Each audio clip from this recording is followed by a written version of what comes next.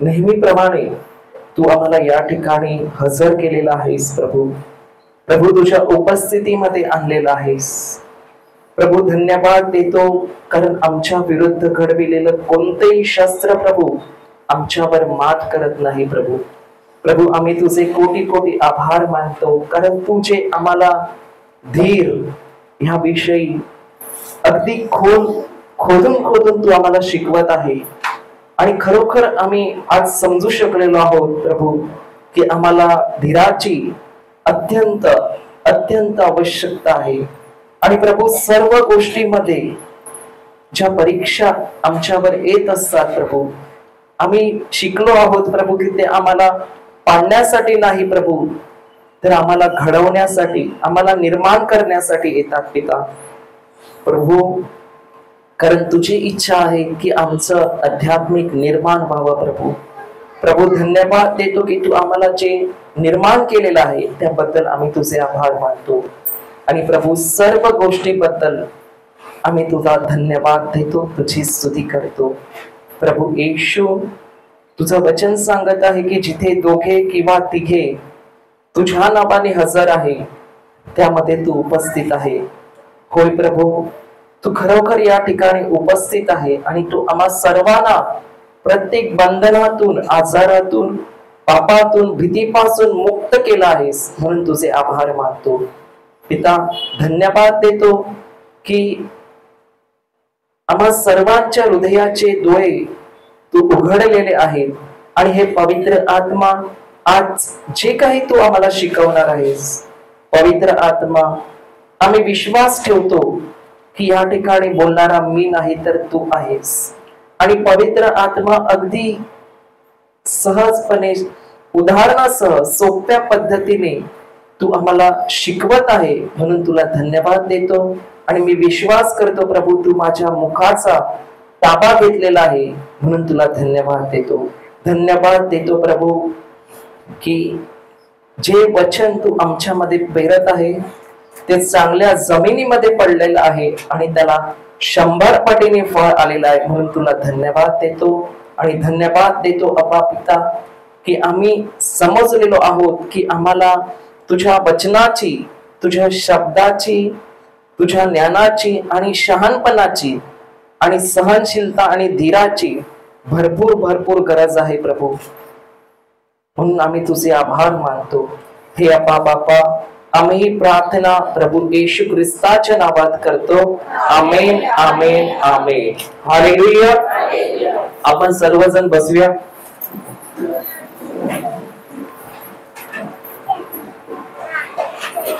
Hallelujah.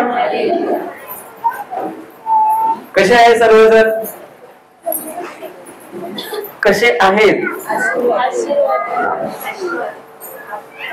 तर किती लोक इथे शिकायला येतात आणि किती लोक आम्ही एकदम आशीर्वादी, टकाटक, एकदम मजेत, देवाच्या कृपेत टकाटक, बरोबर का नाही? हालेलुया. तर आपण, आपला नाश का झाला? का होतो नाश? एवढे वर्ष नाश झाला का नाही झाला? प्रत्येकाचं काही ना काही जीवनात झालं का नाही झालं? का झालं असेल? देवाने केला? सैतानाने केला? मग कोणी केला? सैतानाने केला? आपणच केला? आपण पण नाही केला. कोणी केला?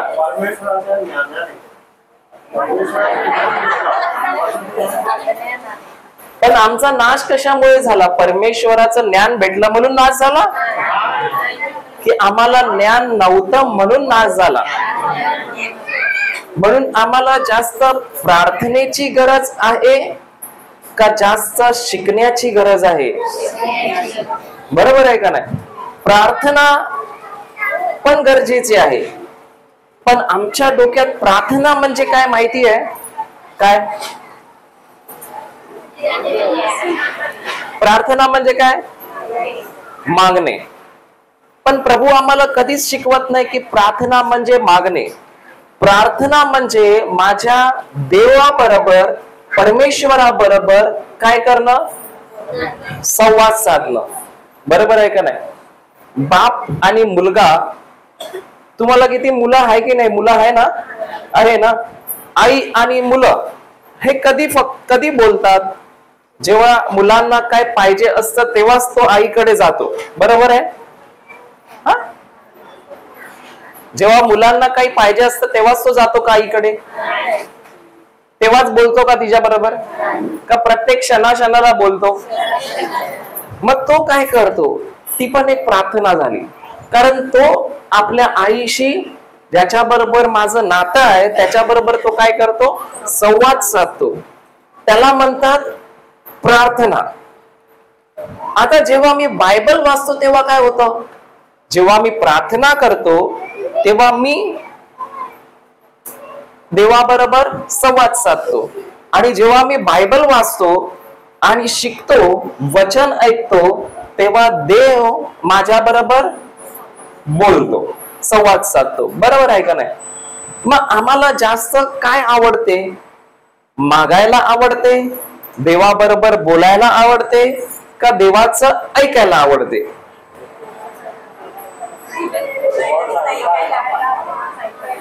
मागायला नाही आवडत. कारण जास्त फायदा काय माहितीये? बोलण्यापेक्षा जास्त देवाचं ऐकण्यात फायदा आहे. आणि जेव्हा देवाचं आपण ऐकतो तेव्हा गॅरंटी आहे, जे ऐकलं त्याच शब्दाद्वारे तो आम्हाला आमच्या परिस्थितीत कसं वागायचंय, काय करायचंय ते प्रत्येक गोष्ट तो शिकवतो. आणि आम्हाला काही नाही करायचंय, फक्त जाऊन जे त्यांनी शिकवलं, जो बोलतो तेच काय करायचं जाऊन. आणि ते केल्याने जे आपल्याला पाहिजे तसंच्या तसं दिसणार आपल्याला. पण आमच्या डोक्यात काय भरलेलं असतं की आम्हाला काय करायचंय जास्त, म्हणून तर फसले जातो का नाही? बरोबर आहे का नाही?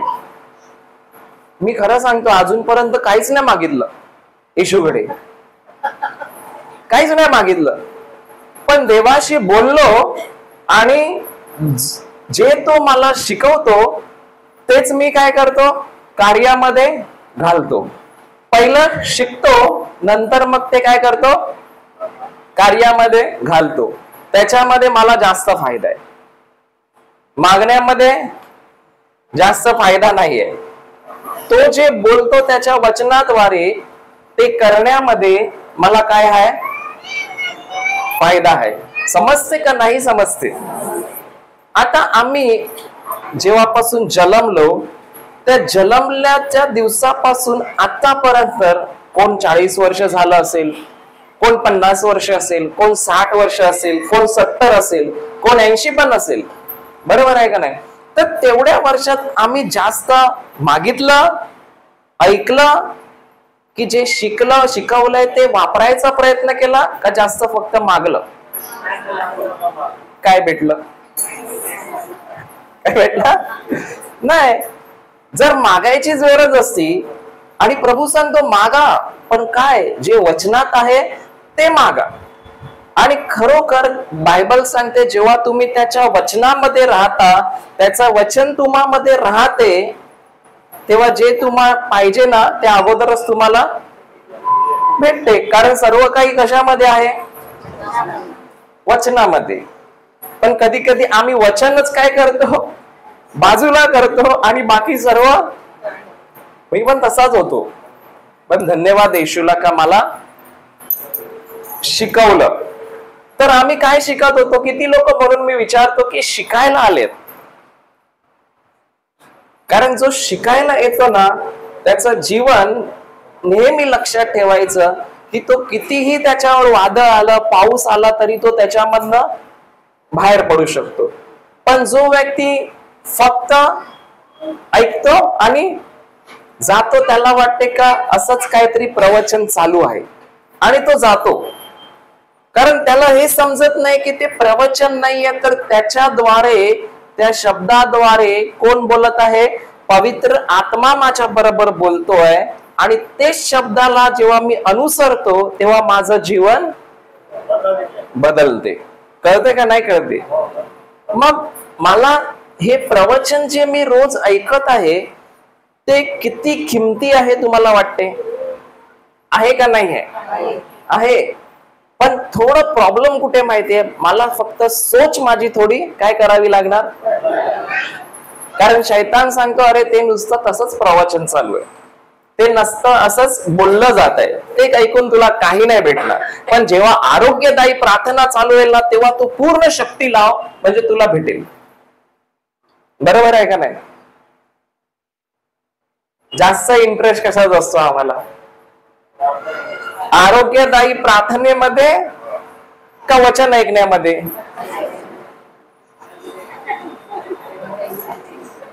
वचन ऐकण्यामध्ये असतो की आरोग्यदायी प्रार्थनेमध्ये? दोन्हीमध्ये. तुम्ही बसता आहात.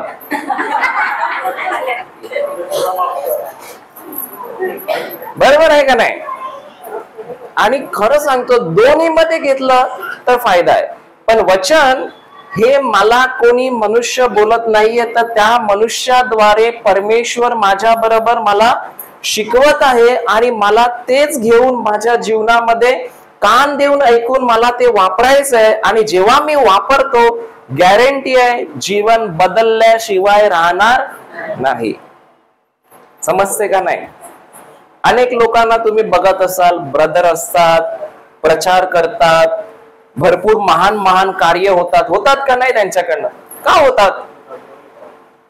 काय वाटते का होतात? कारण एकच गोष्ट आहे त्यांच्या जीवनात, जे ते वचन ऐकतात त्याच्यानुसार ते कार्य करतात. बरोबर आहे का नाही? कारण जर वचनच नसेल माझ्यामध्ये तर माझ्याने काहीही होऊ शकत, मग तुम्ही किती पण ओरडा, काही होणार. मग आपण काल काय शिकत होतो, परवा काय शिकत होतो? धीर धरायचं. म्हणून मी काय सांगतो, वही आणि पेन का पाहिजे आपल्याकडे? कारण जे लिहिलंय ते लिहिल्याशिवाय तुम्ही त्याचा घरी जाऊन अभ्यास करू शकता का? नाही. आणि जर अभ्यास केला नाही तर परीक्षेत पास होऊ शकता का? मग ब्रदर काय पेपर सोडवायला येणार आहे का तुमचा? येणार आहे का?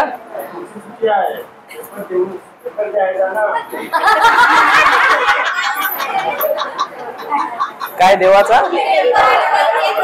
अच्छा, पेपर आणि वही. आता ठीक आहे, चालेल. उद्यापासून मी सगळ्यांना वह्या पेन देणार आणि पहिला ह्या व्यक्तीची वही मी चेक करणार. बरोबर आहे का नाही? सल्ला त्याने चांगला दिला, पण माझा पण सल्ला असा आहे, पेपर आणि वही मी देणार, पण सगळं लिहिलेलं मी चेक करणार, कारण वही मी दिली आहे ना. बरोबर आहे का नाही? हालेलुया. मग आम्ही काय शिकत होतो की धीर आम्हाला आमच्या जीवनामध्ये कशासाठी गरजेचं आहे? कारण जर धीर नसेल तर आमच्या जीवनामध्ये काही होऊ शकते का? नाही होऊ शकत. आणि आम्ही स्वतः बघितलं की प्रत्येक माणसावर काही ना काही वेगवेगळ्या प्रकारच्या परीक्षा येतात की नाही? येतात. आणि त्या परीक्षा ज्या आहेत, त्या परीक्षा आपल्याला पाडण्यासाठी येतात का घडवण्यासाठी येतात? घडवण्यासाठी येतात. पण अनेक वेळा आम्ही त्या परीक्षांना, त्या संकटांना काय म्हणून बघितलं? हे प्रभू, हे माझ्यापासून तू दूर पाठव. काय कर? दूर पाठव. मग तुमची वाढ होणार आहे का? नाही होणार. मग आम्ही हे पण शिकलो की परीक्षा आम्हाला पाडण्यासाठी नाही, तर आम्हाला काय करण्यासाठी? घडवण्यासाठी आहे. आणि आम्ही हे शिकलो की जेव्हा आम्हाला परीक्षा येते तेव्हा तीच परीक्षा आम्हाला 3 गोष्टी, जेव्हा धीर निर्माण होतो तेव्हा आम्हाला तोच धीर आमच्यामध्ये 3 गोष्टी घडवून आणतो. पहिली म्हणजे आम्हाला एक परिपूर्णता देतो, म्हणजे आम्हाला प्रत्येक जीवनामध्ये काय बनवतो? परिपक्व बनवतो. अजून किती लोक दूध पितात?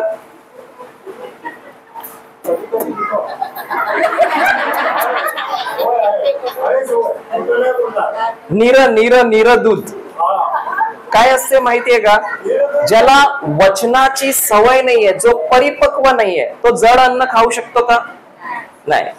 मग समजा जो लहान मुलं आहे, जेव्हा तो जन्मतो तेव्हा त्याला आम्ही काय देतो? दूध. पण तो 50 वर्षाचा झाला तरी बोलतो मी दूधच पितो, मला दूधच द्या, जेवण नको देऊ. तर मग कुठे गडबड आहे का? नाहीये. मग तो खरोखर परिपक्व झालाय का?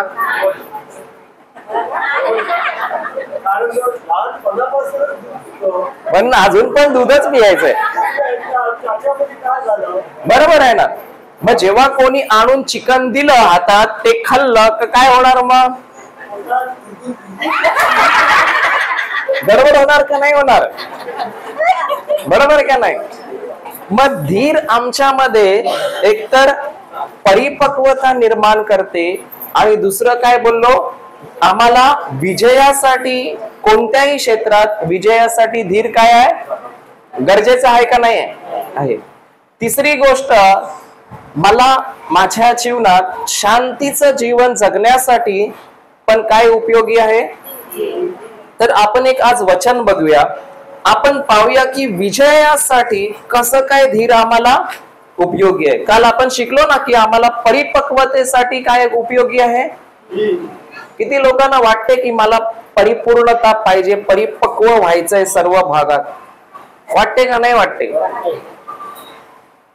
आपण जाऊया याकोबाचे पत्र अध्याय 1 वचन 12.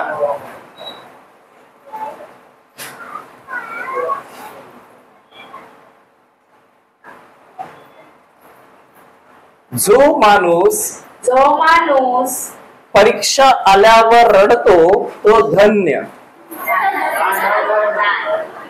हा, आल्यावर रडतो तो धन्य, टिकतो तो धन्य. हा, जो वाचा जो माणूस परीक्षेत टिकतो तो धन्य, कारण आपणावर प्रीती करणाऱ्यांना प्रभूने देऊ केलेला जीवनाचा मुकुट परीक्षेत उतरल्यावर त्याला मिळेल. पुन्हा एकदा वाचूया आपण. जो माणूस परीक्षेत टिकतो तो धन्य, कारण आपणावर प्रीती करणाऱ्यांना प्रभूने देऊ केलेला जीवनाचा मुकुट परीक्षेत उतरल्यावर त्याला मिळेल. तर जीवनाचा मुकुट कधी मिळेल त्याला? जेव्हा तो परीक्षा आल्यावर बोलेल की प्रभू हे संकट माझ्या जीवनातनं काढून टाक, तेव्हा त्याला काय भेटेल? मुकुट भेटेल. बरोबर आहे का नाही?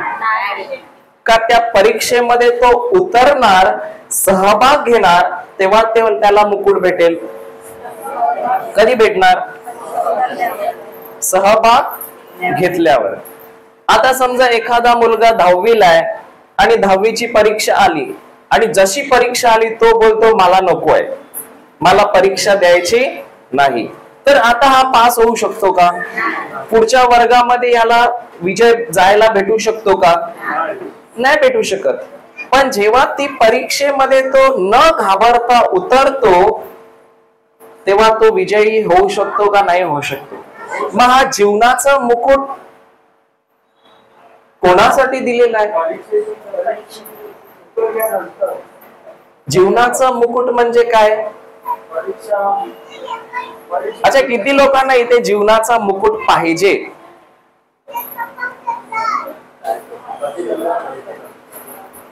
मेल्यावर भेटणार. जीवनाचा मुकुट किती लोकांना पाहिजे? कोणालाच नको इथे? पाहिजे का नाही पाहिजे? पाहिजे. मग हा जीवनाचा मुकुट अनेक वेळा आपल्याला काय वाटते कधी भेटणार आहे? आमेन झाल्यावर. मेल्यावर भेटणार जीवनाचा मुकुट का जिवंत असताना भेटणार? मग आम्हाला एक गोष्ट लक्षात ठेवायची आहे की हा जो जीवनाचा मुकुट आहे, हा जीवनाचा मुकुट मला मेल्यानंतर भेटणार नाही आहे, तर हा जीवनाचा मुकुट आता मला जिवंत असतानाच काय करणार आहे, भेटणार आहे. आणि त्या जीवनाच्या मुकुटासाठी मला परीक्षेमध्ये उतरावं लागेल का नाही लागेल? पण जर आम्ही बोलतो की मला परीक्षा नको, तर जीवनाचा मुकुट तुमच्यासाठी आहे का? हा, नाही आहे.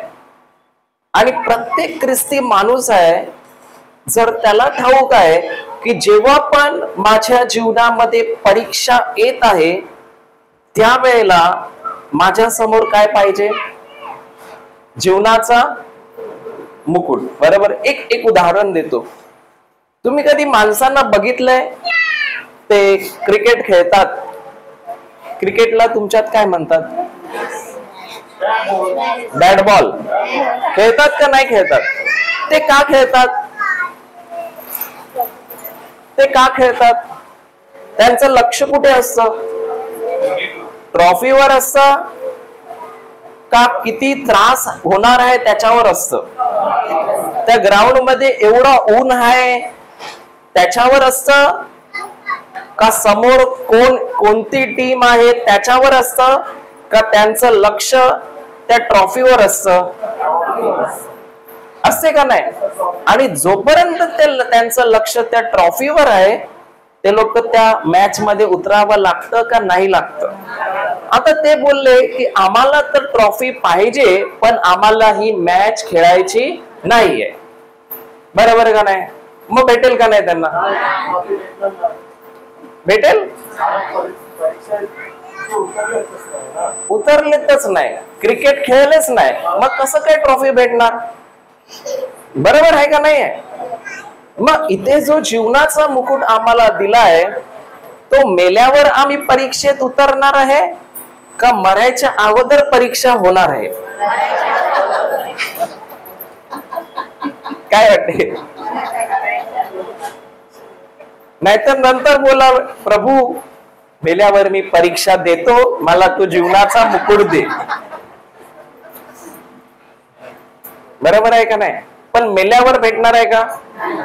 जीवनाचा मुकुट आताच मला भेटणार आहे. बाजूवाल्याला बोला, जीवनाचा मुकुट तुम्हाला आताच भेटणार आहे. हलवून बोला, हलवून.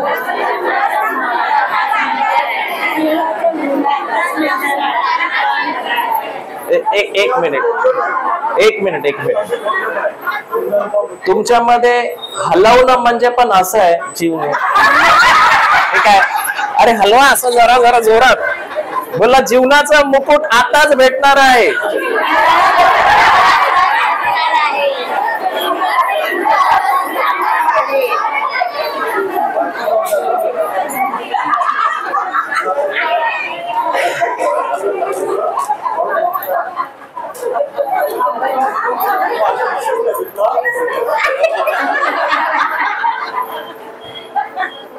म्हणजे फक्त दोघांनाच भेटला पाहिजे मुकुट असं?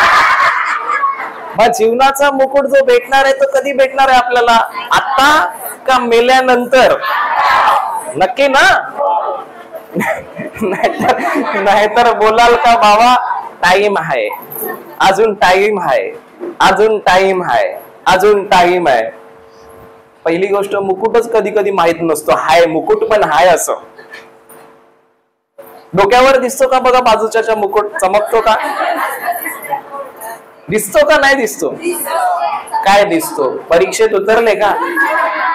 तिथे काय लिहिलंय? जोपर्यंत एखादा व्यक्ती परीक्षेत उतरत नाही तोपर्यंत त्याला जीवनाचा मुकुट भेटू शकत. मग हा जीवनाचा मुकुट जो आहे, जो आम्हाला कधी भेटणार? मेल्यावर. बरोबर का नाही?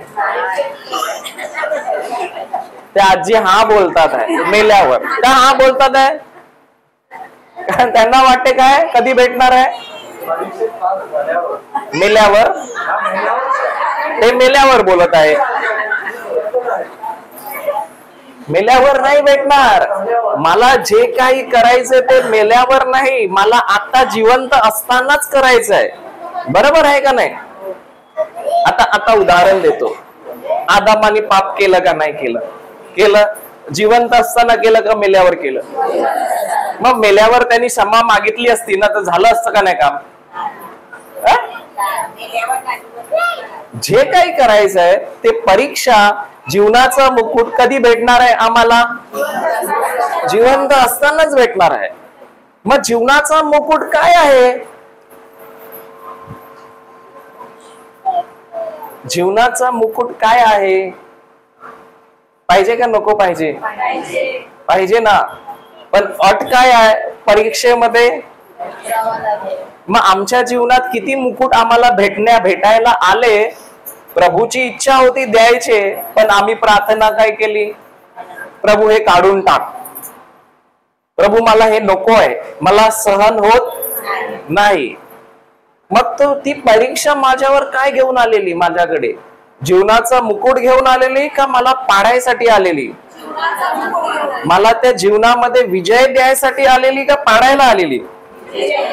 पण आम्ही ती परीक्षा उतरलो नाही, कारण आमच्यामध्ये धीर, सहनशक्ती नव्हती. आणि आम्हाला सहनशक्ती जास्त दबावाखाली आम्ही सहन नाही केल्यामुळे आम्ही त्याच्यामध्ये टिकू शकलो नाही.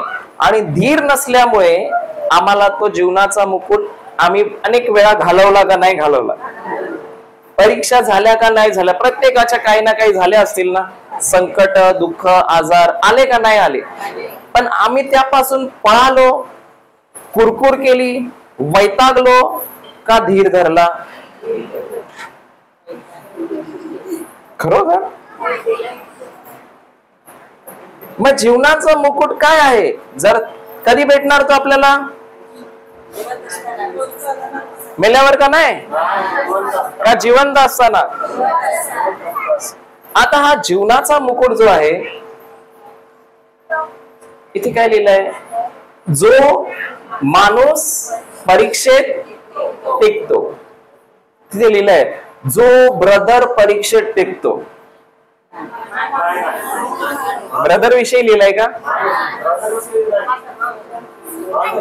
काय ठराविक लोकांसाठी आहे का ते?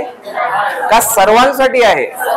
मग जीवनाचा मुकुट जो आहे तो फक्त काही ठराविक लोकांसाठी आहे का माझ्यासाठीच आहे? सर्वांसाठी आहे. समजते का नाही? तर बाजूवाल्याला हलवून बोला, जीवनाचा मुकुट तुमच्यासाठी पण आहे.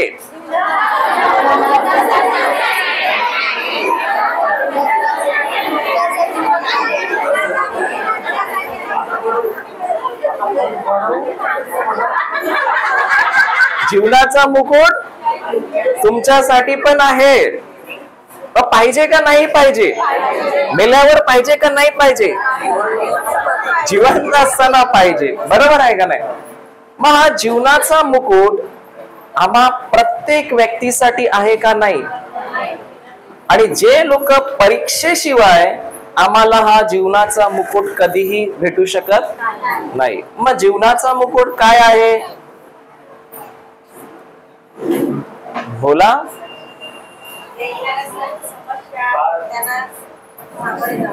पण मुकुट काय आहे? मुकुट भेटेल का नाही तुम्हाला? मग मुकुट काय आहे तो? पाहिजे का नाही पाहिजे? जीवनाचा मुकुट म्हणजे एक राजासारखं एक विजयी जीवन. त्याला काय म्हणतात? जीवनाचा मुकुट. कारण प्रभू येशूने आम्हाला जे जीवन दिलंय ते कशासारखं दिलंय? भिकाऱ्यासारखं दिलंय का राजाचं दिलंय? आणि जो व्यक्ती राजासारखं एक विजयाचं जीवन जगत आहे, तोच त्याच्यासाठी काय आहे? जीवनाचा मुकुट आहे. समजते का नाही समजते? आणि राजाचं जीवन हे मेल्यानंतर जगायचंय का इथेच जगायचंय? इथेच जगायचंय का नाही? मग आम्हाला जे जीवन दिलंय, जेव्हा आम्ही परीक्षा येतात तर त्या परीक्षेमध्ये प्रत्येक क्षेत्रामध्ये काय करतो? जेव्हा विजय मिळवतो धीराने, त्यावेळेला तोच जीवनाचा मुकुट म्हणजे तेच राजासारखं जीवन एक अभिषिक्त जीवन, एक भरभराटीचं जीवन, एक आरोग्याचं जीवन आम्ही आमच्या जीवनामध्ये काय करू शकतो? अनुभवू शकतो का नाही शकतो? अनुभवू शकतो. आणि जोपर्यंत मी परीक्षा पास होत नाही तोपर्यंत मला या जीवनामध्ये राज्य करता येऊ शकत नाही. आणि जेव्हा मी हे जीवन परीक्षा मध्ये उतरतो आणि धीराने ह्या परीक्षेमध्ये विजयी होतो, तर मला एक राजाचं, एक अभिषिक्त जीवन, एक विजयी जीवन या पृथ्वीवर मी काय करू शकतो? जगू शकतो. म्हणजे ज्याच्यामध्ये कशाचीही कमतरता नाहीये, सर्व काही पुरेसं आहे, सर्व काही विजयात आहे. आणि ते फक्त आणि फक्त मी कधी अनुभवू शकतो? जेव्हा मी परीक्षेमध्ये उतरणार का नाही उतरणार, आणि उतरून जेव्हा मी सहन करून धीराने ही परीक्षा पास करतो, तेव्हा मला तो जीवनाचा मुकुट भेटतो का नाही भेटतो? आता हा जीवनाचा मुकुट जो आहे ते मला, तुम्हाला, आम्हा सर्वांना, जे आम्ही प्रभूमध्ये काय ठरलेलो आहोत? नीतिमान ठरलेलो आहोत का नाही? नीतिमान म्हणजे काय शिकलो ना आपण? नीतिमान म्हणजे आपल्यामध्ये एकही पाप आमच्या प्रभूला दिसत नाही, तर त्याच्या जागेवर प्रभूला आमच्यामध्ये परमेश्वर येशू ख्रिस्ताचा स्वभाव दिसतो. आमच्यामध्ये परमेश्वर कोण पाहतो? पापी पाहतो का येशू ख्रिस्ताला पाहतो? मग आमच्यामध्ये कोणचा स्वभाव आहे? आदामापासून जो पापाचा आलेला तो आहे का येशू ख्रिस्ताद्वारे आलेला नीतिमत्वाचा स्वभाव आहे? नीतिमत्वाचा आहे का नाही आहे? बघा, जेव्हा आम्ही पापाचा स्वभाव होतो ना आदामात, त्यावेळेला आम्ही चुका करायचो, शिव्या द्यायचो, चुकीची कामं करायचो, पण आम्हाला फरक पडायचा का? नाही पडायचा. पण आता जे नव्याने जन्मलेले आहेत, ज्यांनी येशूवर विश्वास ठेवलाय, त्याच्यामधनं येशू ख्रिस्तानी तो पापाचा स्वभाव काढून टाकून आता त्यांच्यामध्ये कोणता स्वभाव घातलाय? येशूचा नीतिमत्वाचा काय घातलेला आहे? स्वभाव घातलेला आहे. आणि आता जेव्हा आमच्याकडनं चुका होतात ना, तर पहिलं तसं आम्हाला व्हायचं नाही, चुकांची जाणीव, पण आता छोटीशी चूक झाली तरी आम्हाला लगेच कुठेतरी टोचते का नाही टोचते? कारण ती शक्ती आमच्यामध्ये हायच नाही पाप करण्याची. आहे का? नाही आहे. आता आमच्यामध्ये शक्ती आहे नीतिमत्वाची, जेणेकरून आम्ही या पृथ्वीवर काय करावं? चांगली कामे का वाईट कामे? चांगली कामे. बरोबर आहे का नाही? मग प्रत्येक नीतिमानांसाठी इथे किती लोक नीतिमान आहेत? सर्व आहे का नाही आहेत? हा, आहे का नाही आहे? आहे. मग हा जो मुकुट आहे प्रभू येशूने प्रत्येक नीतिमान व्यक्तीसाठी ठेवलेला आहे का नाही आहे? प्रत्येक व्यक्तीसाठी ठेवलेला आहे. पण असाच भेटेल का? असाच भेटेल का? नाही ना. एक उदाहरण देतो. तुम्ही कदाचित नवीन गाडी घेतली आणि कधी गाडी चालवायला शिकायला गेलेच नाही, कधी शिकलेच नाही, तर तुम्ही गाडी चालू शकता का नाही चालू शकता? हा, चालू शकता का ठोकून द्याल कुठे? मग जी परीक्षा होते, जे शिक्षण भेटते, त्या शिक्षणामध्ये हे शिक्षण मला, जी पुढे परीक्षा येणार आहे, जी मला पुढे आयुष्यामध्ये गाडी चालवायची आहे, ती चालवण्यासाठी आता मला मजबूत करत आहे, टिकण्यासाठी मजबूत करत आहे का मला असंच देऊन टाकलेली आहे गाडी चालव? नाही ना. मग परीक्षेचा मुकुट पण केव्हा मला भेटतो तो विजय? जेव्हा मी त्या परीक्षेना काय करतो? धीराने त्या परीक्षेचा सामना करतो, सहन करतो, आणि जेव्हा मी त्याच्यात विजय मिळवतो धीराने, तोच विजय मला एक राजाचं जीवन देतं, एक विजयाचं काय देतं? जीवन देतं. समजते का नाही? लिहा. हे वचन लिहिलं का? याकोबाचे पत्र अध्याय 1 वचन 12 लिहून घ्या आणि घरी जाऊन परत वाचा.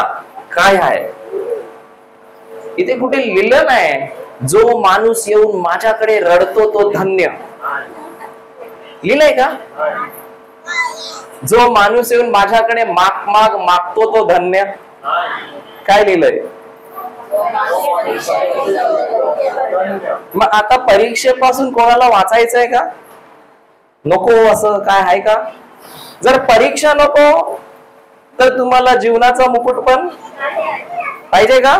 नको. परीक्षा आहे तर जीवनाचा मुकुट पण आहे, परीक्षा नाही तर जीवनाचा मुकुट पण नाही आहे. समजते का? नाही समजते? लिहा.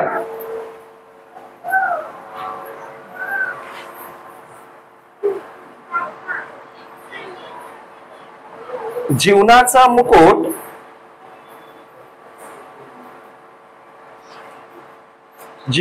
मुकुट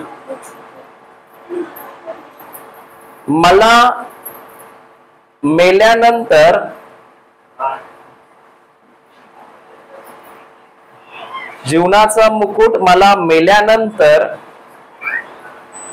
मिळणार नाही.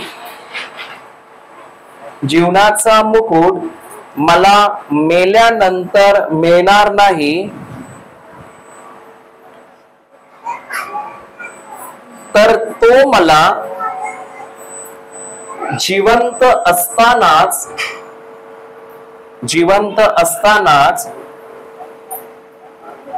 जेव्हा मी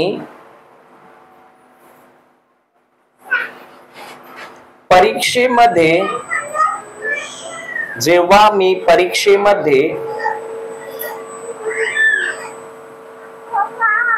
धीराने टिकून राहतो,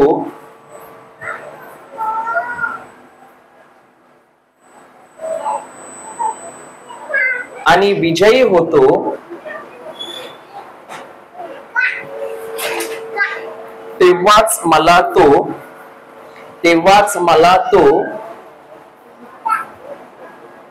जीवनाचा मुकुट प्रभूपासून मिळतो. जीवनाचा मुकुट प्रभूपासून मिळतो. पुढे लिहा. जीवनाचा मुकुट, एक लाईन सोडून लिहा. जीवनाचा मुकुट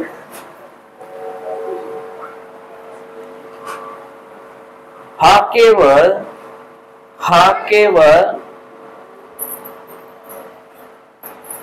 काही ठराविक लोकांसाठी नाही आहे. जीवनाचा मुकुट हा केवळ काही ठराविक लोकांसाठी नाही आहे, तर हा जीवनाचा मुकुट प्रत्येक व्यक्तीसाठी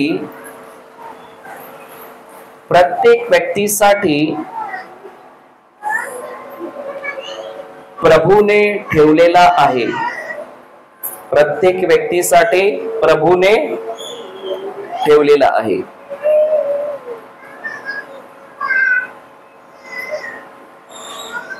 जीवनाचा मुकुट, एक लाईन सोडून लिहा. जीवनाचा मुकुट हा केवळ मात्र जे व्यक्ती सहन करतात, प्रत्येक दुःखात सहन करतात,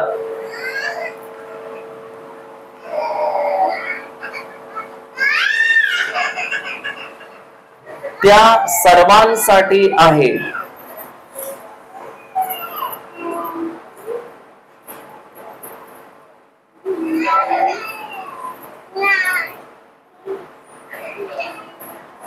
आणि जे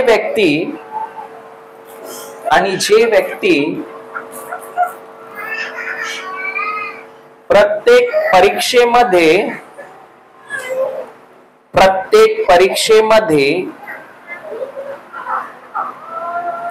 सहन करतात ते प्रत्येक व्यक्ती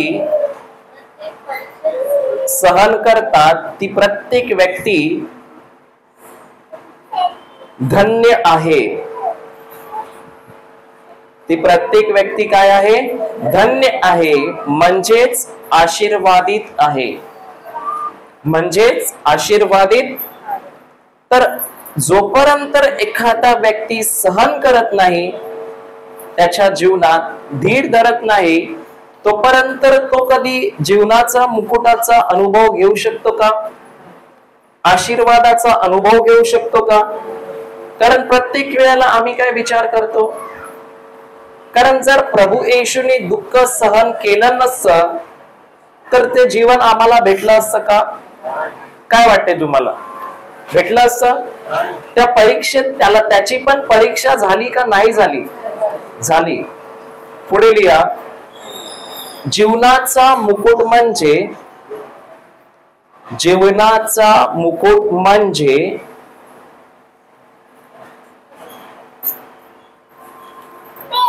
आमच्या जीवनामध्ये राजाचं जीवन जगणं. कशाचं जीवन जगणं? राजाचं का नोकराचं? राजाचं जीवन जगणं.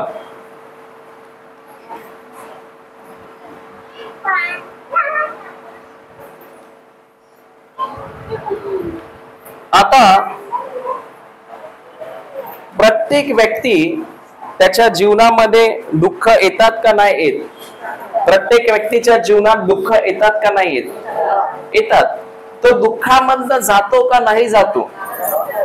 मग प्रत्येक व्यक्ती तो विजय मिळवतो का नाही मिळवतो? हा, नाही. कसं समजते की एखादी व्यक्ती विजयी आहे? त्याचं जीवन तो कधी सैतानाचा गुलाम नसेल तर तो देवाने बनवलेल्या राजकुमारासारखं जीवन जगणार. त्याचं प्रत्येक क्षेत्रामध्ये एक राजाचं जीवन कसं असतं त्या प्रकारे तो जीवन जगतो. म्हणजेच काय की त्याच्याकडे काय आहे? जीवनाचा मुकुट आहे का नाही आहे? आणि प्रत्येक व्यक्ती जो आहे त्याच्या जीवनामध्ये दुःखातनं जातो का नाही जात? मग प्रत्येक व्यक्ती जो आहे तो जो कोणी दुःखामधनं जातो तो खरोखर विजयी असतो का? त्या दुःखामधनं जाणाऱ्या मनुष्याकडे जीवनाचा मुकुट असतो का? हा, नाही. प्रत्येक व्यक्ती जो दुःख भोगतो तो प्रत्येक व्यक्ती खरोखर सहन करतो का? जीवनाचा मुकुट तुम्हाला दुःख देत नाही, तर जीवनाचा मुकुट जे तुम्ही सहन करता, धीराने वागता, तोच धीर तुम्हाला काय देतो? जीवनाचा मुकुट देतो. मग जीवनाचा मुकुट मला दुःखामध्ये भेटतो का मला दुःखामध्ये सहन केल्यावर तो मला जीवनाचा मुकुट भेटतो जेव्हा मी परीक्षा पास होतो? सहन केल्यावर. कारण दुःख तर सगळ्यांना येतात ना, येतात का नाही येत? भरपूर वेळा कोण आजारातनं जात असते, पण खरोखर त्या आजारामधनं जाताना ती व्यक्ती रडत आहे, देवा हे घे घे घे बोलत आहे. अनेक वेळा तर मी असं पण बघतो, माणसं बोलतात प्रभू मला घेऊन जा, बोलतात का नाही बोलतात? मला हे नाही होत सर, आता मला तू. मग ती दुःखामध्ये तर आहे ना, मग खरोखर तिला जीवनाचा मुकुट भेटला का? नाही भेटला. पण जर ती सहन करत आहे, त्याच परीक्षेमध्ये पवित्र आत्म्याचा सहाय्य मागत आहे, वचनाचं सहाय्य घेत आहे आणि कितीही दबाव असला तरी ती आनंदाने सहन करत आहे, आणि जेव्हा ती धीर धरत आहे तोच धीर तिला कुठे नेत आहे? एक राजाच्या जीवनाकडे नेत आहे. आणि तिचं जीवन, तिच्या जीवनामध्ये ती आता काय अनुभवते? जीवनाचा मुकुट अनुभवते. मग गरजेचं आहे का की प्रत्येक व्यक्ती जी दुःखामध्ये आहे ती विजयाचा मुकुट भेटतो, तिला जीवनाचा मुकुट भेटतो, असं गरजेचं आहे का? तर दुःखामध्ये असण्यापेक्षा जी व्यक्ती जीवनात दुःख सहन करते तिच्यासाठी काय आहे? जीवनाचा. तुम्हाला नको आहे का? मग सहन केल्यावर येणार की दुःखामध्ये कुरकुर केल्यावर येणार? सहन केल्यावर. कारण दुःख असणे, दुःखात असणे आणि दुःखामध्ये सहन करणे, दोघांमध्ये फरक आहे का नाही आहे? जेव्हा मी येशूमध्ये नव्हतो ना, त्यावेळेला मला असं छोट सर्दी झाली किंवा कोणी काय बोललं तरी मी तीच गोष्ट घेऊन काय करायचा? रडत बसायचा. किंवा मला असं झालंय काय. कधी कधी बघितलं असं, कधी कोणाला आजार झाला, हे देवा कुठून आणलं, काय आणलं, हे आणलं ते आणलं. म्हणजे स्वतःनी थंडा पियाला आणि सर्दी झाल्यावर कोसायचं कोणाला? देवाला. पण ती व्यक्ती सहन करत आहे का? तर माझं पहिलं तसं होतं. पण जेव्हा मी प्रभूमध्ये आलो तेव्हा आता मला प्रभूने, देवाची कृपा इतकी आहे की मला प्रभूने सहन करण्याची शक्ती काय दिली? जास्त दिली. आणि जेव्हा सहन करत करत एखादी व्यक्ती राहते तेव्हा तिला गॅरंटी आहे की येणाऱ्या जे तिचं जीवन आहे, जे जगत आहे ती, त्याच्यामध्ये तिला प्रत्येक क्षेत्रामध्ये काय भेटतं? जीवनाचा मुकुट भेटतो का नाही भेटतो? हा. मग आमच्या जीवनामध्ये दुःख येतात का नाही येत? आता दुःख माणसाला जी येतात ती देवापासून असतात का कधी कधी माणूस स्वतः निर्माण करतो? स्वतः करतो का? किती प्रकारची दुःख आहे? 2 प्रकारची. एक उदाहरण देतो तुम्हाला. परमेश्वरापासूनचे दुःख स्वतः जेव्हा देव उत्पन्न करतो तुमच्या जीवनामध्ये, ते दुःख तो तुम्हाला पाडण्यासाठी किंवा तुम्हाला खाली ठेवण्यासाठी, तुमचा नाश करण्यासाठी देव कधी दुःख उत्पन्न करत नाही. तर तो यासाठी उत्पन्न करतो जेणेकरून त्या दुःखामध्ये तुम्ही सहन करून तुमच्या जीवनामध्ये धीर उत्पन्न करून तुम्ही काय मिळवावा? विजयाचा मुकुट भेटून प्रत्येक कार्यामध्ये काय व्हावं? विजयी व्हावं. आणि दुसरं जे दुःख आहे ते असं असते की आम्ही, सैतानाने आम्हाला मोहात टाकलेलं आहे आणि आमच्या आज्ञा पालन न केल्यामुळे किंवा आम्ही कोणाचं ऐकलं? सैतानाचं ऐकल्यामुळे आम्हाला आमच्या जीवनात काय होतो? त्रास होतो, दुःख येतं. मग हे दुःख खरोखर मला आता वाढवणार आहे का मला पाळायला आले? आणि हे दुःख परमेश्वराने निर्माण केलंय की सैतानाची आज्ञा पाळल्यामुळे माझं जीवन दुःखाने भरलंय? मग याच्यामध्ये काय जीवनाच्या मुकुटाचा संबंध आहे का? कारण हे परमेश्वरापासून नाही आलेलं आहे, तर तुम्हाला घडवण्यासाठी सुद्धा नाही आहे, तर तुम्ही स्वतःच्या चुकामुळे काय केले गेलेलं आहे? वाढवलेलं. अच्छा, एक उदाहरण देतो. एक माणूस जर तो दारू पितो आणि त्याचा लिव्हर खराब होऊ शकतो का? नाही होऊ शकतो.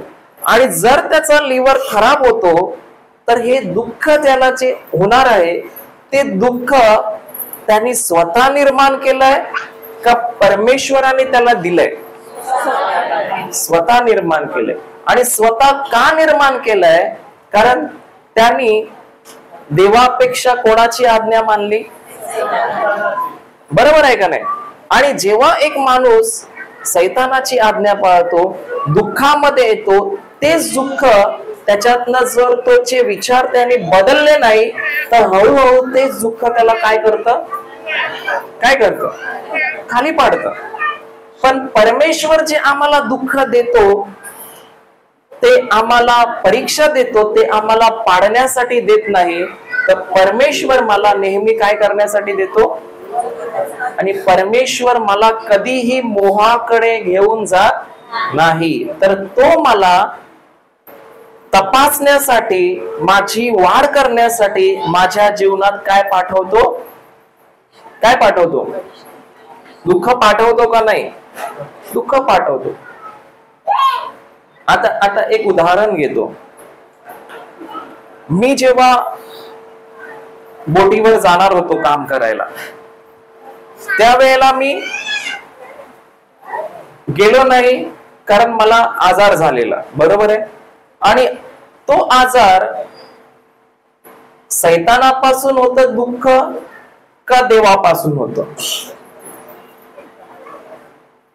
कारण जेव्हा ते देवापासून आहे, त्या परीक्षेमध्ये जेव्हा मी सहन करतो, मला ठाऊक आहे की आपलं जीवन जी आता स्थिती आहे त्याच्यापेक्षा भरपूर पटीने काय होतं?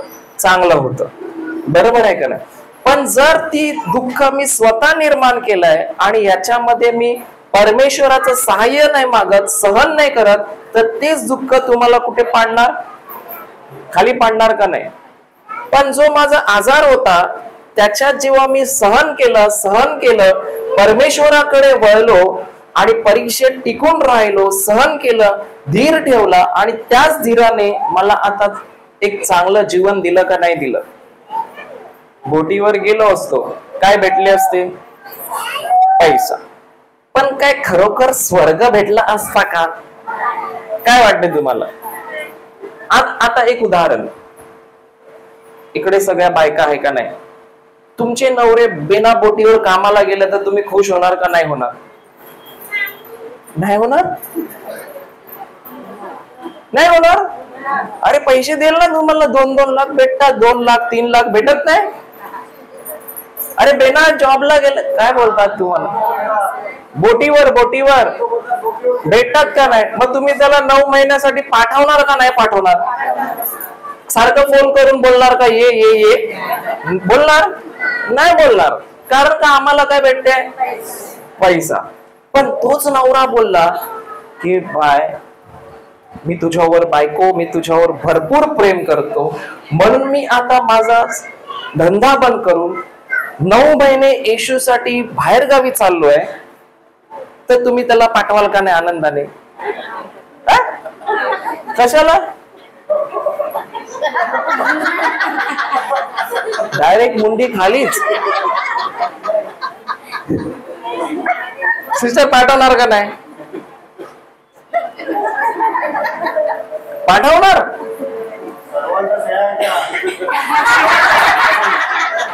काय बोलणार? सर्वांच्या सह्या घ्या. कोणीच नाही बोलत.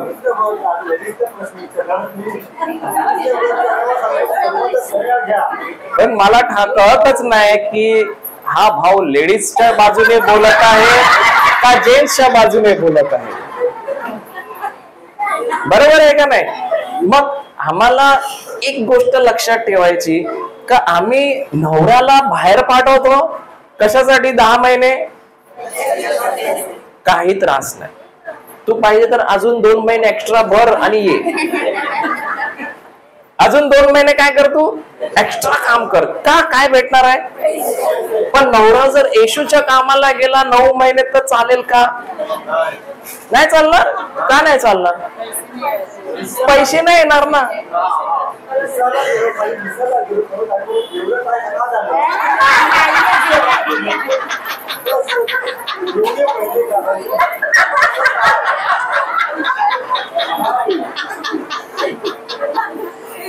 बरोबर आहे का नाही? कारण येशूच्या कामाला गेलं का पैसे येतात का? नाही येत. पण असं नोकरीला गेलं का काय येतं? पैसे. मग तू 10 महिने नाही, तू 2 वर्ष राहिला, नो प्रॉब्लेम. 2 वर्ष राहा, कारण तेव्हा पैसे नाहीत, पैसे येतात. पण येशूच्या कामाला गेलं, 1 महिना झाला का काय बोलतील? पाठवतील? ये रे बाबा ये ये ये ये ये. कसं व्हायचं? काय व्हायचं? मग प्रत्येक वेळेला आम्ही खरोखर देवाच्या कार्यामध्ये पण धीर धरतो का? तेव्हा पण मी जाणार होतो बाहेर गावी, 2 लाख 3 लाख भेटले असते महिन्याला, पण येशू भेटला असता का? मग येशूची किंमत मोठी आहे का पैशाची किंमत मोठी आहे? आमच्या जीवनात काय मोठं आहे? त्या दिवशी मला एक व्यक्ती भेटला आणि तो मला सांगतो, आता आम्ही सगळे रिट्रीटला जाणार. मी बोललो आता का? नाही, आता आम्ही बेकार झालो ना. काय झालो?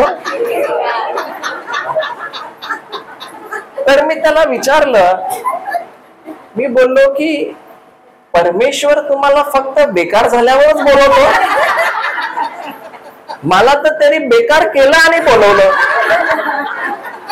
मी बेकार नव्हतो तरी गेलो. परमेश्वर आमच्यासाठी बेकार ही वस्तू आहे का? जेव्हा बेकार असतो तेव्हा जायचं. मी तर म्हणतो बेकार बाकीचं जग बेकार असतं तेव्हा गेलं तर चालेल, पण परमेश्वराला नेहमी कसं द्यायचं? चांगलं द्यायचं. जर तुम्ही चांगला टाइम देणार, चांगला वेळ देणार, तर तुम्हाला परमेश्वर पण काय देणार? पण तुम्ही त्याला उरलेलं सुरलेलं दिलं तर तुम्हाला काय उरलेलं सुरलेलं ताजं तवाला भेटेल? उरले सुरलेलं भेटेल ना. आता आता आता एक उदाहरण, मिसाला आपण जातो का नाही जात? किती लोक फाटलेली नोट वापरतात टाकायला? वापरतात का नाही वापरत? कधी कधी वापरतात ना. कदाचित एक होल पडलेले असतात, अर्धी टेप लावलेली असते किंवा चुरगळलेली असते का नाही असते? अच्छा, कशीनवाले पण इकडेच आहेत, म्हणजे सबूत पण इकडेच आहेत. एक भाग आज भेटतो, एक भाग उद्या पण भेटत असेल ना, कदाचित भेटतो का नाही भेटतो? मग आपण जर परमेश्वराला फाटक फुटक देतो, बेकार देतो, तर आम्हाला पण काय भेटणार? कारण प्रभू सांगतो, ज्या मापाने तुम्ही द्याल त्याच मापाने तुम्हालाही दिले जाईल. बरोबर आहे का नाही? मग मी जर फाटक फुटक देतो देवाला, मला पण काय भेटणार? नंतर फाटकी नोटा टाकून काय बोलतात, आम्ही येऊन, ब्रदर काय करू, कर्ज वाढत चाललंय. कर्ज नाही वाढणार, तू दिलं काय? फाटलेलं. मग भेटणार काय? फाटलेलं. बरोबर आहे का नाही? मग तसंच आहे, परमेश्वराला बेकार वस्तू आपण नाही द्यायची. जेव्हा क्वालिटी आहे, चांगलं आहे, ती आमचा परमेश्वराला दिलं तर आम्हाला पण क्वालिटी देतो का नाही? तो देतो का नाही देतो? मग मी त्या भावाला बोललो की दादा, परमेश्वर बेकार नाही आहे आणि तो कधीही बेकार असताना आम्हाला बोलवत नाही. त्याची इच्छा आहे का तू तर कंटिन्यू माझ्याशी जुळलेला असावा. तू कामामध्ये पण तू राहू शकतो का नाही जुळलेला? का बेकार असल्यावरच जायचं? नाही. त्या भावाने मला काय सांगितलं माहितीये? परमेश्वर सगळं काही जाणतो. काय बोलला? परमेश्वर सगळं काही जाणतो, पण मला पैसे सोडायचे नाहीये. परमेश्वर जाणतो, पण परमेश्वर हे नाही म्हणत का तू बेकार असताना माझ्याकडे ये. कारण कधी कधी आम्ही अनेक वेळेला स्वतःचा बचाव करण्यासाठी देवाचं वचन बदलून टाकतो का नाही टाकतो? टाकतो. आम्हाला स्वतः ते करायचं नसते म्हणून आम्ही ते वचन काय करून टाकतो, कधी कधी बदलून टाकतो. पण वचनाला कितीही बदललं तरी ते एक सत्य आहे. भले आकाश आणि पृथ्वी नाहीशे होणार, पण ते वचन काय नाहीशे होऊ शकत नाही. बरोबर आहे का नाही? मग आम्हाला परमेश्वराला काय द्यायचंय? क्वालिटी टाइम द्यायचाय का जे खराब आहे ते द्यायचंय? क्वालिटी टाइम द्यायचंय ना. मग त्याच प्रकारे जेव्हा आम्हाला परीक्षा येतात, संकट येतात, तेव्हा मी क्वालिटीने, एक संयमनाने, धीराने त्या परीक्षेला सामोरे जायला पाहिजे की घाबरलं पाहिजे? कारण जेवढी मोठी परीक्षा तितकाच मोठा मुकुट का नाही? जेवढी छोटी तेवढा मुकुट पण. आणि ज्या वेळेला आम्हाला ही गोष्ट समजते ही दोन प्रकारची दुःख आहेत. एक दुःख मला काय करायला येतं, पाडायला येत आहे, आणि ते पाडत पडत काय मी त्या दुःखात, कारण ते परमेश्वराने निर्माण नाही केलं, तर मी स्वतः काय केलेलं आहे, निर्माण केलंय. आणि जर त्या दुःखामध्ये मी धीर धरतो तर त्याच्यात सुद्धा मी विजयी मिळू शकतो का नाही, मिळू शकतो का नाही. मी पण काय केलं होतं माहितीये, कर्ज काढण्यामध्ये मी एक्सपर्ट होतो. कशामध्ये? तुमच्या इथे असं कोणच नसेल.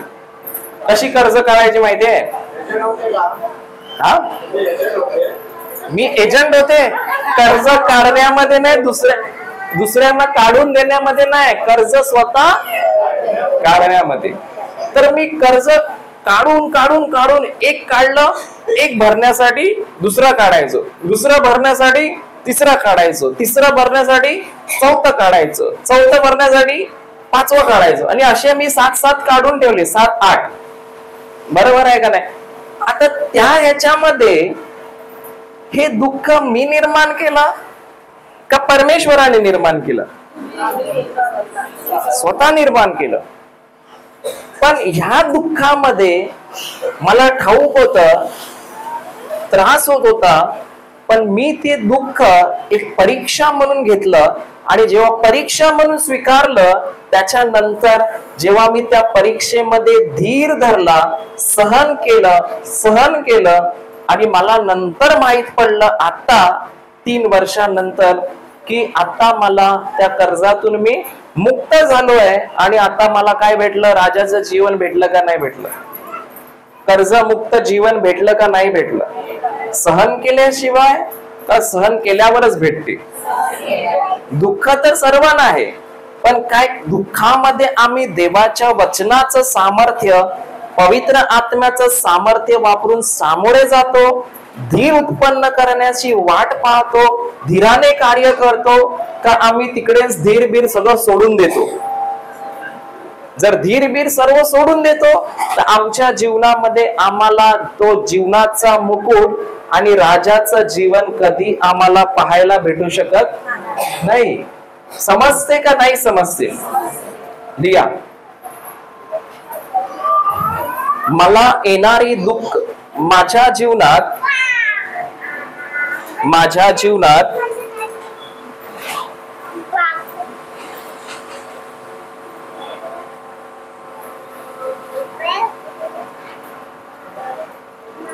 दोन प्रकारची दुःख आहेत. माझ्या जीवनात 2 प्रकारची दुःख आहेत.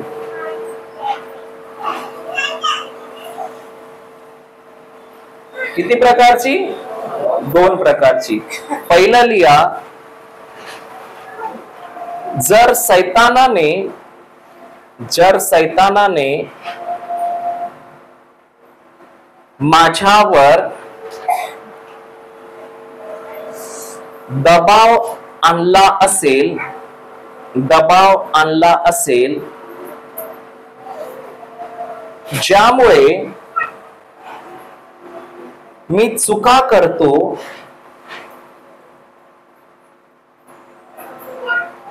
देवाची आज्ञा भंग करतो, चुका करतो आणि देवाची आज्ञा भंग करतो, तर मी स्वतःच्या चुकीमुळे माझ्यावर अनेकदा दुःख आणतो. अच्छा, कधी असं तुम्ही पाहिलंय? काय माहिती नाही प्रभू मला का सांगत आहे की मावळ्यासाठी कधी कधी माणसं देव चेंज करू शकतात का? करतात. काय माहिती नाही पवित्र आत्म्याने असं का आठवण करून दिली. मावळ्यासाठी कधी माणसं देव चेंज करतात का? करतात का नाही? मग ते खरोखर आता देवाच्या आज्ञेत असतात का देवाच्या बाहेर असतात? आणि जेव्हा ते दुसऱ्या मार्गाला जातात, दुसरा मार्ग निवडतात, त्यावेळेला जे त्यांना त्रास होतो, नंतर आजार होतात, दुःख होतं, तेच दुःख ते आता स्वतः निर्माण करत आहे की परमेश्वर त्यांच्या जीवनात आणत आहे? स्वतः निर्माण करत आहे. पण ज्या वेळेला त्यांना मावरं भेटत नाही आणि ते लोक प्रभूकडे जाऊन पवित्र आत्म्याला विचारतात की प्रभू, हे माझं दुःख जरी आहे तरी मी ही परीक्षा म्हणून घेत आहे की माझ्यासाठी ही परीक्षा आहे आणि मी आता शिकणार आहे की मी या परीक्षेमध्ये वचनाद्वारे, पवित्र आत्म्याद्वारे आणि धीराने कसं काय विजय मिळवते, म्हणजे मी माझ्या जीवनामध्ये त्या भागामध्ये विजयी असणार का नाही, जीवनात राज्य करणार का नाही करणार. आणि परमेश्वराचं वचन कठीण नाहीये, अगदी सोपं आहे. इथे स्पष्ट लिहिलंय 12:12 काय लिहिलंय स्पष्ट? जो माणूस परीक्षेत टिकतो तो धन्य. तो कोणासाठी आशीर्वाद आहे? जो दुःखामध्ये रडतो, जो दुःख नको म्हणतो, दुःखाला पाहून पळ काढतो, त्याच्यासाठी आशीर्वाद आहे का जो परीक्षांना पास करतो, परीक्षेत उतरतो, त्याच्यासाठी आशीर्वाद आहे? कारण अनेक माणसांना दुःख बोललं का काय वाटते, नको हे नको बाबा, पण मला फळ पाहिजे. म्हणजे शेती करायची नाहीये पण मला पीक पाहिजे. मी ब्रदरला बोलवतो, ब्रदर तुम्ही या आणि शेती करा, पण जेव्हा पीक येईल तेव्हा ते मला द्या. तुम्हीच बोलताय, मी नाही बोलत. ते बोलतात मी तर काहीच नाही बोलत. मी जे बोलतो ते दादा थोडंफार समजते ना तुम्हाला? माझा मराठी समजते ना? मराठी समजते? नाही, मी असं विचारत आहे की मी जे मराठी बोलत आहे तुम्हाला समजते ना? जर काही शब्द समजले नाही, तुम्हाला असं वाटलं की मला हे माझ्या भाषेत समजवा, तर तुम्ही विचारू शकता, ठीक आहे? कारण का प्रभूचा उद्देश काय आहे की तुम्हाला जे पुढे येणार आहे ते तुम्ही शिकावं आणि तुम्ही कमजोर नाही तर एक विजयाचं जीवन जगावं. बरोबर आहे का नाही? कारण एवढ्या वर्षांनी आपण काय विचार करतो, अरे हे फक्त ब्रदर लोकांसाठी आहे, हे फक्त त्यांच्यासाठी, ह्यांच्यासाठी, आम्ही तर सामान्य माणसं आहोत, असं विचार करतो का नाही? पण मग काय विचार करतो? काय खरोखर आम्हाला वाटते आम्हाला पण प्रभूने देवाचं सामर्थ्य दिलंय की ब्रदरला दिलंय? काय तुम्हाला दिलंय ते पण नाही मानत, ब्रदरला दिलंय ते पण नाही मानत.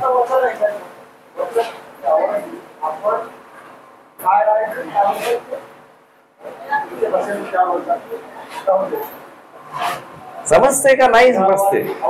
आम्हाला समजायला पाहिजे की सामर्थ्य, शक्ती ही सर्व काही देवाने सर्वांना दिलं आहे. फक्त मला जे परमेश्वर शिकवत आहे ते माझ्या जीवनात मला काय करायचंय.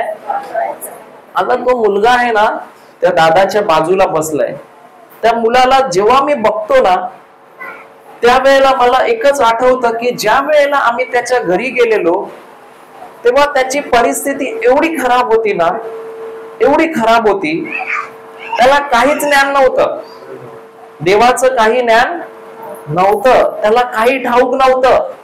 म्हणून तो कुठे गेलेला, स्वतःनीच त्याच्या जीवनामध्ये काय निर्माण केलेली, दुःख निर्माण केलेली. पण आता तुम्ही बघा, तोच मुलगा रोज येतो, ऐकतो, बरोबर लक्ष देऊन ऐकतो, कुठेतरी त्याच्यात बदल झाला का नाही झाला, झाला का नाही झाला. आणि हे जे शिकत आहे जेव्हा तो त्याच्या जीवनामध्ये वापरणार, खरं सांगतो तो पुढच्या जीवनात त्याच्या महान महान कार्य तो बघणार का नाही, त्याच्या जीवनामध्ये बघणार का नाही? का हा जाऊन दुसऱ्यांकडे हात पसरवणार का दुसऱ्यांना सहाय्य करणार?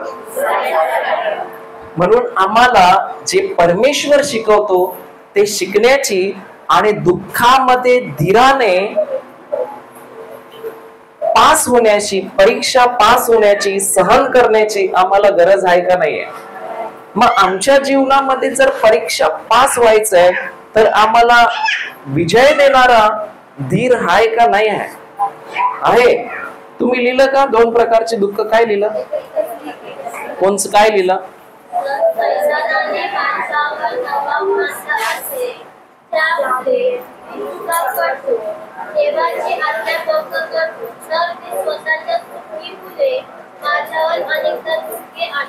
हा, आणि दुसरं लिहा, देव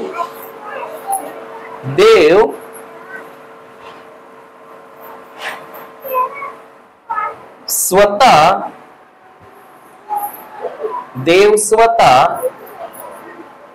कधी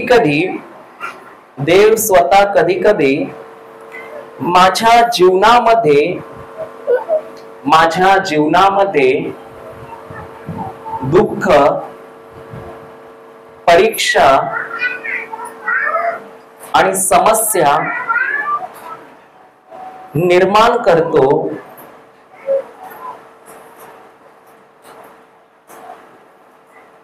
यासाठी की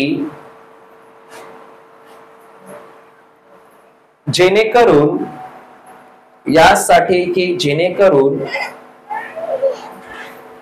माझ्या आत्म्यामध्ये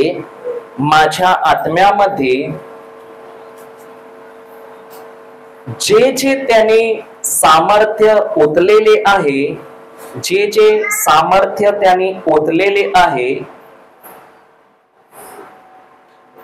त्याचा जो अभिषेक माझ्यामध्ये आहे,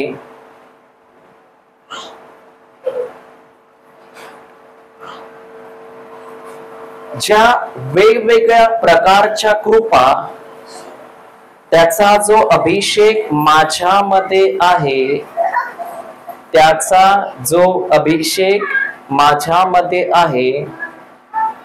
व त्याने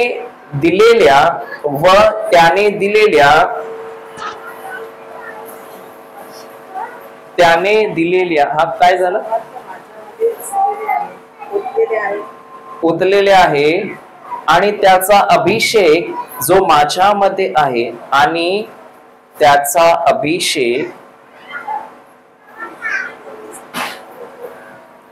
जो माझ्यामध्ये आहे, त्याने दिलेल्या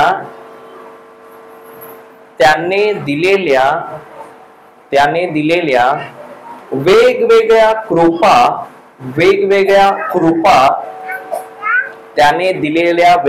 कृपा ज्या माझ्यामध्ये आहेत. कुठे आहे? माझ्यामध्ये आहे. जी शक्ती माझ्या कल्पनेच्या पलीकडील आहे, जी शक्ती माझ्या कल्पनेच्या पलीकडे आहे,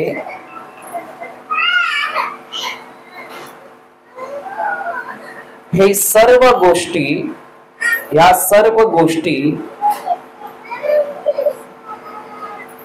माझ्यामधून बाहेर काढण्यासाठी, कुठून बाहेर? माझ्यामध्ये टाकण्यासाठी का मधून बाहेर काढण्यासाठी? आम्ही काय प्रयत्न करतो? वरून यायची वाट बघतो का आतमध्ये आहे ते काढायची वाट बघतो?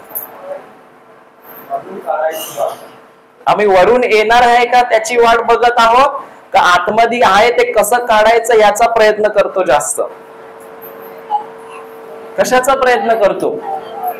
सर्व काही वर आहे का माझ्यामध्ये आहे? पण आम्ही कुठे शोधतो जास्तीत जास्त? स्वर्गात. आणि प्रभू सांगतो स्वर्ग तुझ्यामध्ये, देवाचं राज्य तुझ्यामध्ये आहे. सामर्थ्य तुझ्यामध्ये आहे, अभिषेक तुझ्यामध्ये आहे, सर्व काही कुठे कुठे आहे? माझ्यामध्ये आहे. झालं ना ते पूर्ण? काढण्यासाठी दुःख निर्माण करतो, काढण्यासाठी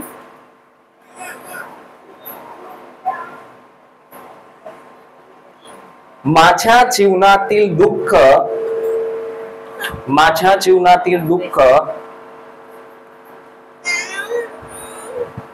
हेच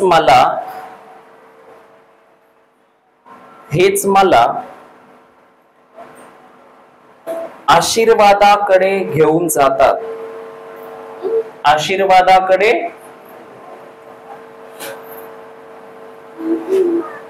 तर आता दुःखाला घाबरायचं आहे का? त्या दुःखामधनं कसं पार व्हायचं यासाठी देवाकडे शहाणपण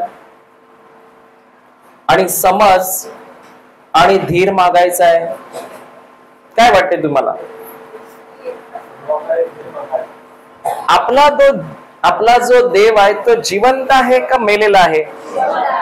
जिवंत आहे. आणि आपण जितका विचार करतो ना त्याच्या भरपूर पलीकडे तो सामर्थ्यवान आणि शक्तिशाली आणि भरपूर महान आहे. बरोबर आहे का नाही? पण ज्या वेळेला आम्ही तो जे बोलतो त्या दुःखामध्ये तसं वापरतो, तसं कार्य करतो, तर आम्हाला जीवनाचा मुकुट आणि विजय मिळाल्याशिवाय राहणार नाही. समजते का नाही? तर अजून आपण उद्या पुढे अजून शिकूया, चालेल ना? आपण हळूहळू शिकत आहोत. कोणाला काही प्रॉब्लेम आहे का? नाही ना? जेवढं हळू शिकत आहोत तेवढं अजून आम्ही काय करत आहोत? खोलमध्ये जात आहोत. आपण अजून शिकूया की कसं आम्हाला धीर विजय मिळवून देते. पाहिजे का नाही जीवनाचा मुकुट मेल्यावर? आताच ना? परीक्षा शिवाय भेटणार आहे का? नाही भेटणार आहे. हालेलुया. तर कोण येईल शेवटची प्रार्थना करायला?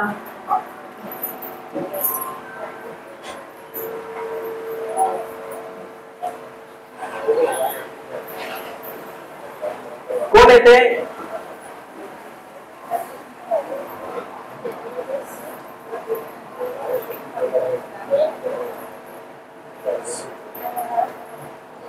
कोण येते? कोण येते?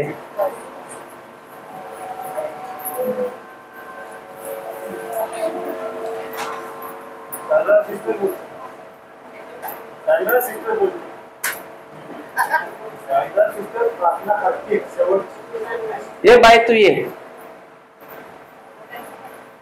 तू ये.